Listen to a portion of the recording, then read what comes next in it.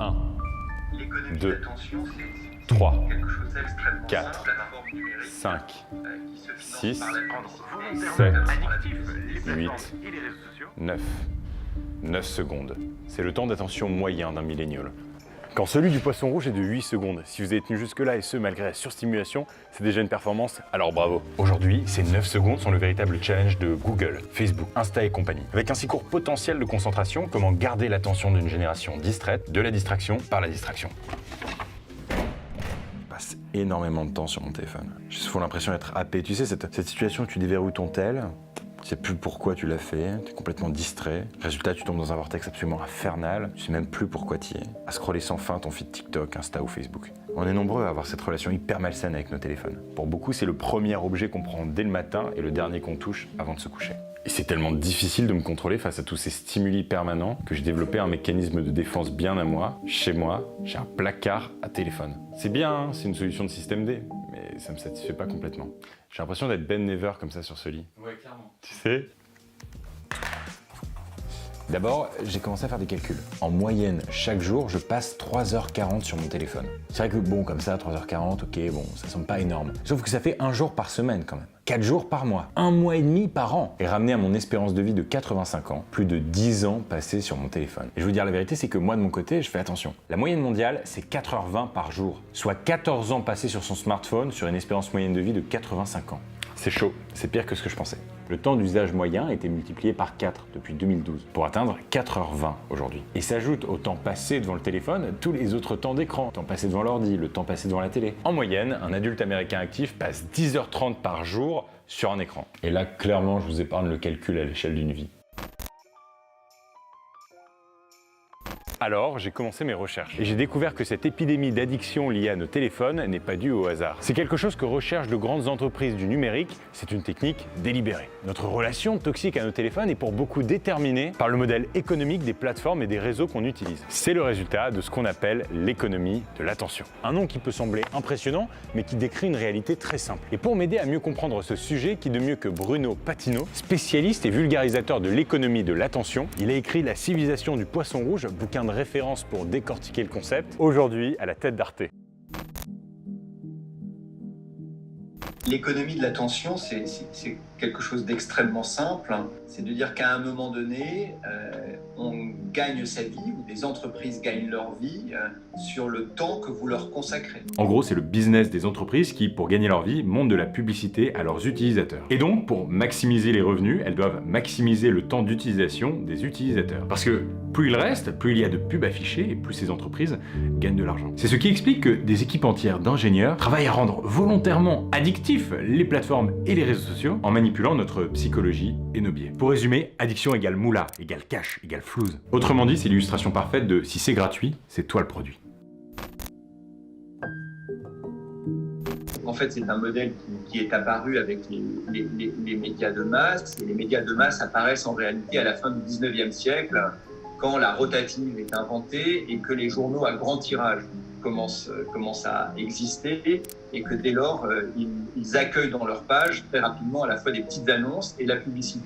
Il y a d'ailleurs cette fameuse citation du patron de TF1 au début des années 2000 qui résume très bien cette idée. Ce que nous vendons, c'est du temps de cerveau humain disponible. Voilà l'économie de l'attention version old school. Puis les réseaux sociaux, les nouvelles plateformes débarquent et avec eux, une économie de l'attention 2.0.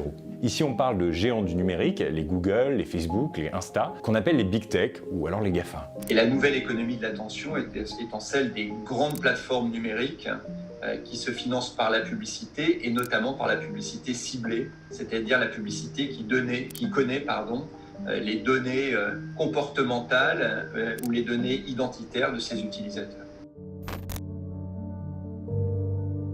Toute notre activité en ligne est minutieusement suivie et décortiquée par les Big Tech, et dans l'objectif de développer des moyens personnalisés d'allonger nos visites. Les très grandes plateformes sociales ont choisi un modèle économique publicitaire pour des raisons évidentes. Elles voulaient demeurer gratuites. Et la deuxième chose, elles l'ont fait aussi, c'est en tout cas ma conviction, par une sorte de mimétisme. C'est-à-dire qu'évidemment, aujourd'hui, on a du mal à se projeter 15 ans en arrière, mais 15 ans en arrière, les Facebook, Twitter, YouTube, etc. se vivaient comme des nouveaux médias en réalité, et donc on pris un modèle économique qui était proche de celui des médias. La première différence qu'elle n'avait pas prévue, c'était l'invention qui est arrivée de façon concomitante, c'est l'invention du smartphone.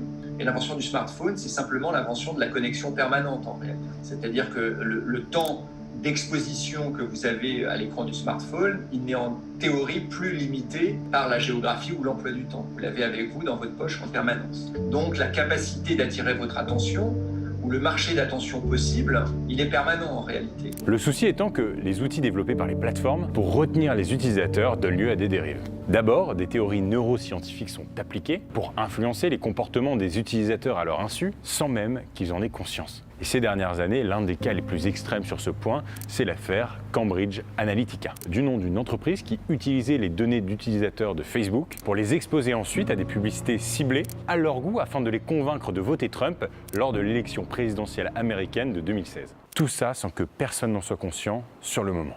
D'ailleurs, dans une excellente série de podcasts de Rabbit Hole, le New York Times révèle la manière dont les recommandations YouTube ont conduit un grand nombre de personnes à radicaliser leurs convictions politiques jusqu'à des positions extrémistes. Au stade final, ces algorithmes font émerger des comportements violents et extrémistes, à l'image des émeutes du 6 janvier dernier au Capitole américain, organisées et amplifiées sur Facebook. Et enfin, le problème majeur, c'est que pendant ce temps-là, et malgré ces dérives, les géants du numérique font un max d'argent grâce à la pub ciblée permise par les données. Alors cette situation finit par poser la question de qui est au service de qui. Est-ce qu'en réalité, la marchandise et le produit n'est pas notre attention qui serait vendue aux véritables clients des plateformes et des réseaux, à savoir les entreprises qui payent pour afficher leur publicité? En me penchant sur le sujet et en discutant avec Bruno Patino, j'ai pleinement réalisé les mécanismes addictifs développés par les big tech pour nous rendre captifs. Ils sont largement inspirés des théories de manipulation développées par l'industrie du jeu d'argent. Un mécanisme récurrent, c'est le principe de récompense aléatoire. Si tous ces services étaient prévisibles, on y passerait beaucoup moins de temps. Un exemple simple, c'est celui de Tinder. En réalité, Tinder est très rapidement capable de nous comprendre et de nous soumettre uniquement des profils qui correspondent à nos goûts. Or, l'application ne le fait pas. Elle commence par nous montrer de super profils, puis met un certain nombre de profils hors sujet dans le lot. Paradoxal en apparence, mais très malin. Il faut du temps pour trouver la perle rare, et les effets de variation émotionnelle entre des profils qui nous plaisent beaucoup et d'autres qui ne nous plaisent pas sont beaucoup plus addictifs que si on était soumis que à des profils qui nous correspondent. Dans ce cas-là, tout serait prévisible, on atteindrait un plateau et on passerait beaucoup moins de temps sur leur app. Reed Hastings, le patron de Netflix, a d'ailleurs clairement formulé que son principal concurrent, c'est le sommeil. Et donc, on est en droit de devenir un peu parano. Par exemple, le dark mode, qui s'est vachement démocratisé depuis quelques temps. Est-il uniquement là pour le confort des yeux, ou bien pour encourager l'utilisation tardive des plateformes jusqu'à l'endormissement? Au quotidien, tout cela mène souvent à la saturation. Il y a des conséquences psychologiques négatives très répandues. L'anxiété sociale, le soulagement des likes qui est éphémère et laisse place à l'anxiété du prochain post, voire même à l'atasagoraphobie, la peur d'être oublié. Puis la nomophobie, la phobie d'être sans son téléphone, à cause de la crainte permanente de rater quelque chose. Ça s'appelle la FOMO, Fear of Missing Out. Et la conséquence de tout ça, c'est que la charge mentale est permanente et la déconnexion quasiment impossible. Mais est-ce que les entreprises de la tech sont les seules responsables? C'est un peu plus compliqué que ça. Aujourd'hui, c'est un mal diffus qui nous a tous imprégnés. Nous prenons pleinement part à ce système, nous en sommes acteurs. C'est l'ère du personal branding, de la marque personnelle. On doit se vendre au mieux sur les réseaux. Tout le monde cherche à optimiser son image, les réactions sur les posts, les vues, le nombre de followers. D'ailleurs, abonne-toi à mon Instagram. On le fait tous, il suffit de s'être déjà posé la question de quelle est la meilleure heure pour publier sur Insta. Mais il faut garder optimisme et espoir. On voit de plus en plus de lanceurs d'alerte provenant de ces grandes entreprises s'engager contre les abus du système actuel. À l'image de Justin Rosenstein, qui n'est rien de moins que l'inventeur du bouton like. Et puis, ce qui est aussi rassurant, c'est que la conscience politique et l'engagement citoyen sur ce genre de sujet sont croissants et pas limités aux groupes les plus aisés. Toute cette économie de l'attention n'est qu'une pure création de l'esprit humain. En s'informant et se mobilisant sur ces enjeux, on peut très clairement inventer collectivement un avenir plus vertueux. Et d'ailleurs, pour prendre un peu le contre-pied, l'économie de l'attention n'a-t-elle pas aussi du bon? Grâce à ce système, il n'y a jamais eu autant de contenu, de connaissances, d'informations, accessibles à si peu de frais et d'efforts. Donc la situation est complexe. Tout n'est pas blanc ou noir.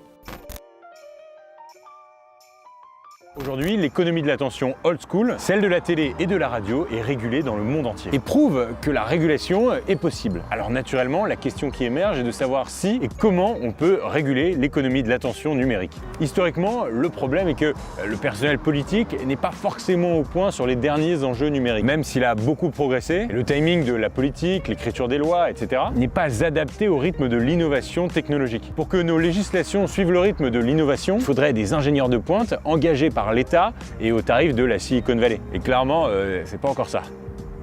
Aux États-Unis, les membres du Congrès travaillent actuellement sur l'enjeu du très fort pouvoir des big tech et certains envisagent possiblement de les démanteler, de les rediviser en plus petites entités distinctes. Alors voilà, j'avoue, j'imaginais pas la quantité de moyens et de stratégies mises en place pour nous rendre accros à nos téléphones. Avant de balancer l'outro de cette vidéo, j'aimerais juste revenir sur moi quelques petites stratégies que j'utilise et que peut-être vous intéresseront pour justement limiter mon addiction. Déjà, je n'ai aucune notification sur mon téléphone. Aucune. En moyenne, un Français reçoit 35 notifications par jour sur son téléphone. Moi, j'aime bien comparer ça au facteur. Imaginez, votre facteur vient sonner 35 fois à votre porte tous les jours. Vous trouveriez ça insupportable, surtout si 2 fois sur 3, vous ouvrez la porte et le facteur vous distribue des pubs. C'est la même chose avec les notifications. Aussi, ce que j'essaye de faire, c'est de mettre des fonds d'écran noirs. En fait, ça permet à ce qu'il y ait moins de lumière, moins de couleurs, et du coup, c'est moins attractif naturellement pour le cerveau. Je peux également vous inviter à mettre en page d'accueil uniquement 5 applications, celles que vous utilisez tout le temps, et toutes les applications loisirs connexes, vous les mettez dans votre bibliothèque d'app, mais pas sur vos pages d'accueil. Comme ça, quand vous souhaitez consommer une app, en fait, vous allez directement la choisir et vous savez pourquoi vous la consommez. Et vous ne tombez pas dessus juste par hasard en scrollant automatiquement. Enfin, évidemment, et ça c'est pour les gens qui ont vraiment une vraie rigueur, n'hésitez pas à paramétrer un temps limité en fait sur chaque application, 15 minutes d'Insta par jour. En vérité, ça vous suffit très largement à voir les stories de vos 10 meilleurs potes et éviter une FOMO mécanique. Moi personnellement, j'essaie de plus en plus de m'écarter des réseaux sociaux. Juste j'y publie mes créations quoi, mais d'un point de vue personnel, j'y suis presque plus. Et je pense que ça fait réellement beaucoup de bien à ma santé mentale. Aussi, comme on en parlait, il y a plein de belles initiatives qui sont en train de se mettre en place. Moi de mon côté, je crois que je vais investir dans un téléphone qui est un téléphone light. En fait, c'est un téléphone qui reprend les 4 fonctions les plus importantes d'un téléphone, téléphoner, envoyer des textos, éventuellement une forme de Google Maps et un lecteur MP3. C'est tout. Et en fait, ce genre d'outil ultra minimaliste, je crois, te pousse à vraiment profiter de la vie, des gens qui t'entourent et des choses qui t'entourent, plutôt que d'être rivé sur ton écran de téléphone.